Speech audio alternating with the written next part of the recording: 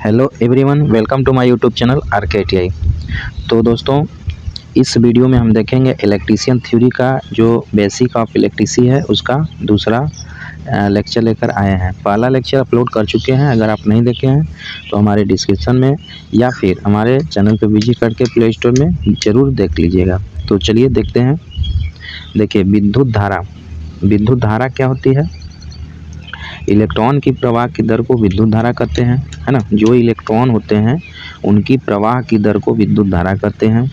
विद्युत धारा का प्रतीक I होता है और मात्रक इसका एम्पियर होता है, याद रखेंगे। तीसरा पॉइंट है, विद्युत धारा की चाल 3 × 10⁸ मीटर प्रति सेकेंड होती है। तो 3 × 10⁸ एक और की चाल होती है, किसकी? प्रकाश की चाल, है ना। किसी बिंदु से 6.28 × 10⁸ इलेक्ट्रॉन 1 सेकेंड में प्रवाहित हो जाए तो विद्युत धारा का मान 1 एम्पियर होता है ना। तो स्टूडेंट, ये चारों पॉइंट बहुत इंपॉर्टेंट है विद्युत धारा से, तो आप इसे चारों पॉइंट को अच्छे से याद कर लीजिएगा, है ना। ठीक है, विद्युत धारा का प्रतीक I होता है। तो I बराबर V/R भी होता है और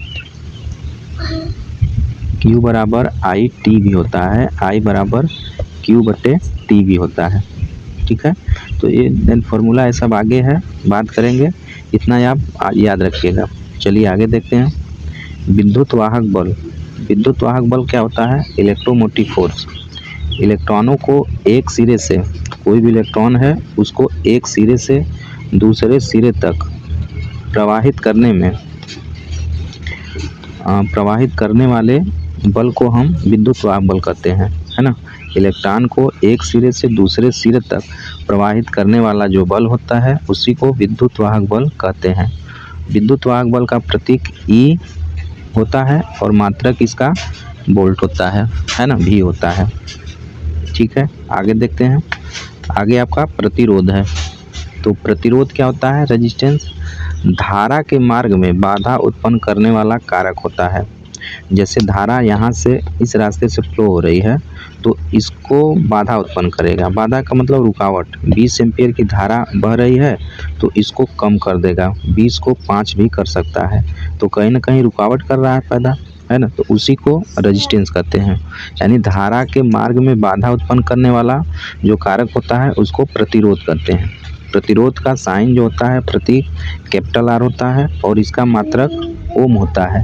दोस्तों, यह वीडियो ITI फर्स्ट ईयर जो अभी न्यू एडमिशन हुआ है, बेसिक ऑफ इलेक्ट्रिसिटी का है। तो जो भी स्टूडेंट नए हैं हमारे चैनल पे उसे ज़रूर सब्सक्राइब कर लें। आने वाले समय में सभी प्रकार का वीडियो इस चैनल के माध्यम से अपलोड होगा, है ना। तो आप लोग ज़रूर सब वीडियो का लाभ उठाइए। आगे देखते हैं। चालकता क्या होता है? यानी कंडक्टेंस, है ना। पदार्थ का वह गुण जो धारा के मार्ग में सुगमता प्रदान करे।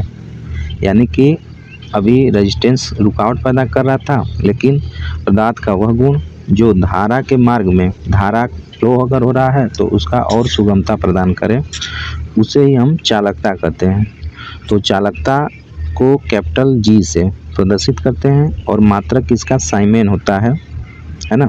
साइमेन एक और होता है महो भी इसका मात्रक होता है, तो इसे भी आप याद रखेंगे। और साइमन होता है, इसको भी आप याद रखेंगे।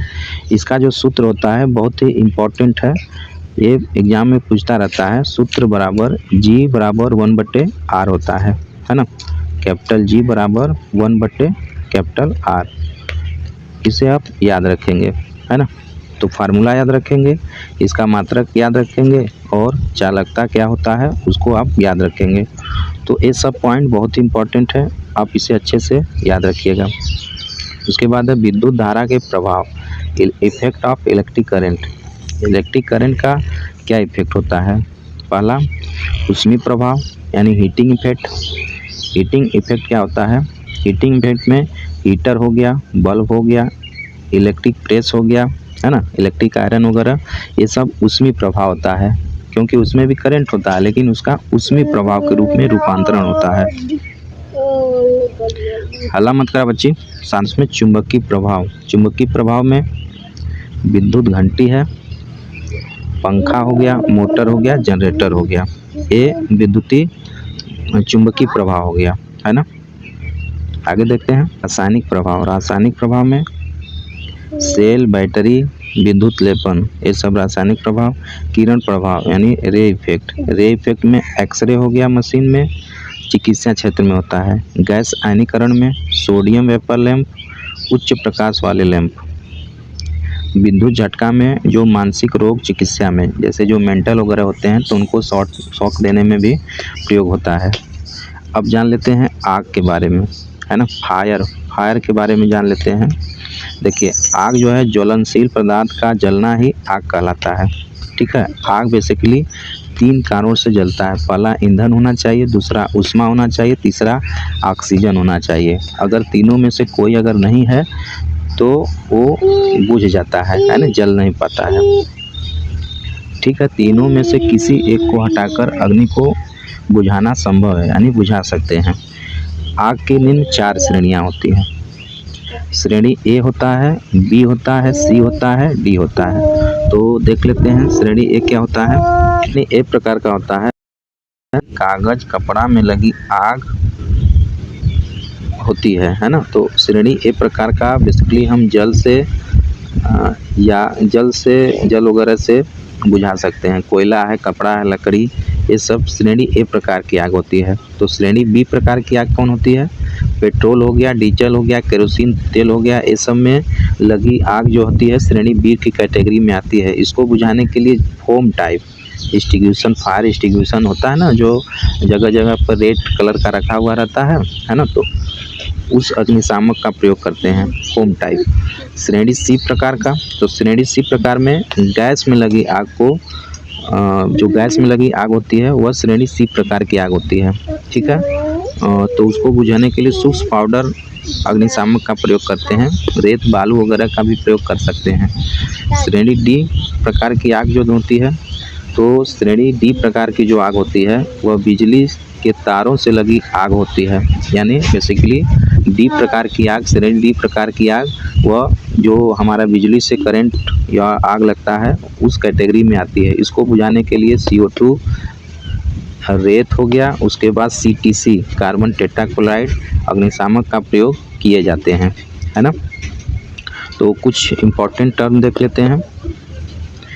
घरेलू कार्यों में 240 वोल्ट 50 हर्ट्ज AC विद्युत धारा में काम ली जाती है ना। सामान्य, दूसरा सामान्य 90 वोल्ट से अधिक होने पर विद्युत धारा का मनुष्य को झटका लगता है, यानी 90 वोल्ट तक हम सह सकते हैं। जैसे 90 वोल्ट से ज़्यादा होता है तो हमें शॉक लगता है। अगला है पॉइंट, फर्स्ट एड बॉक्स में घाव भरने हेतु बीटाडीन ट्यूब रखी जाती है ना। फर्स्ट एड बॉक्स में जो घाव भरने, फर्स्ट एड बॉक्स क्या होता है, जो कार्यशाला में कार्य कर रहे हैं, कोई भी हमारा कट गया तो प्राथमिक कार्यशाला में होना चाहिए, बॉक्स होता है, उसी को फर्स्ट एड बॉक्स बोला जाता है। उसमें बेटाडीन ट्यूब रखी जाती है ना। और सुरक्षा होता है, सुरक्षा 3 प्रकार से होती है। पहला शरीर की सुरक्षा, दूसरा कार्य की सुरक्षा और तीसरा मशीन की सुरक्षा, ठीक है। अगला पॉइंट है, एक विद्युत परिपथ में 2 बिंदुओं के बीच विद्युत विभव का अंतर विभवांतर कहलाता है। यानी 2 V बराबर V2 माइनस V1, 2 बिंदुओं के बीच जो है विभवांतर, उसी को हम विभवांतर बोलते हैं। जब तक विभव का अंतर नहीं होगा तब तक कोई करंट फ्लो ही नहीं होगी, है ना। इसका मात्रक भी वोल्ट होता है। अगला पॉइंट है, किसी चालक में धारा का मान 0 होने पर विभवांतर 0 हो जाता है, जबकि विद्युत वाहक बल 0 होना जरूरी नहीं है। यानी कोई भी चालक में धारा का मान 0 होने पर विभवांतर तो 0 हो जाता है, जबकि विद्युत वाहक बल 0 होना जरूरी नहीं होता है। EMF जो है 0 होना जरूरी नहीं होता है ना। अगला पॉइंट है, विद्युत आवेश चार्ज की इकाई कूलाम होती है ना। विद्युत आवेश चार्ज की इकाई कूलाम होती है। इसका जो यूनिट होता है सिंबल Q होता है, Q से इसे शो करते हैं, ठीक है। Q बराबर IT होता है ना। कूलाम या एम्पियर सेकेंड भी होता है, ठीक है दोस्तों। तो आज के वीडियो में बस इतना ही रहने देते हैं। आई होप आपको वीडियो पसंद आया होगा। अगर पसंद आया है तो इसे लाइक, सब्सक्राइब और हमारे चैनल को ज़रूर शेयर करिए, ताकि ऐसे ही हम लेटेस्ट वीडियो